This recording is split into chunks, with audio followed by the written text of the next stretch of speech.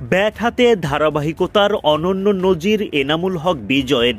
নিন্দুকেরা বিজয়ের যতই সমালোচনা করুক না কেন, তার ব্যাটিং ধারাবাহিকতা নিয়ে প্রশ্ন করার একেবারে সুযোগ নেই। শ্রীলঙ্কা সফরে ব্যর্থতার প্রশ্নে এখনও পর্যন্ত এই ওপেনার 100-তে 100। গল টেস্টের পর কলম্বো টেস্টের প্রথম ইনিংসেও 10 বল খেলে ডাকের শিকার।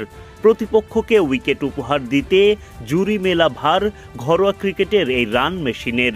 ওপেনার বিজয় যেন এখন ইনিংসের শুরুতেই দলকে বিপদে ফেলার আরেক নাম। বুধবার সিরিজের দ্বিতীয় ও সবশেষ টেস্টে মুখোমুখি হয় বাংলাদেশ ও শ্রীলঙ্কা। সিরিজ নির্ধারণী এই ম্যাচে টস জিতে আগে ব্যাটিংয়ের সিদ্ধান্ত নেন টাইগার অধিনায়ক নাজমুল শান্ত।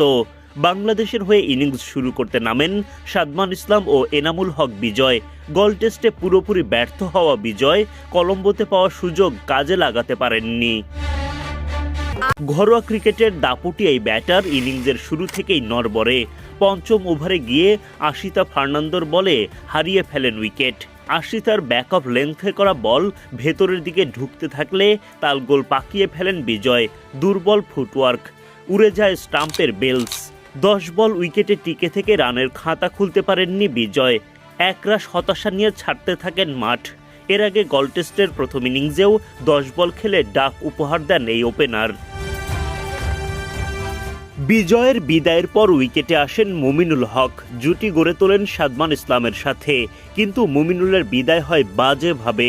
ধনঞ্জয় ডি সিলভার করা সহজ একটা বলে রীতিমতো ক্যাচিং প্র্যাকটিস করিয়ে মাঠ ছাড়েন মুমিনুল। 39 বল খেলে 21 রান করেন তিনি।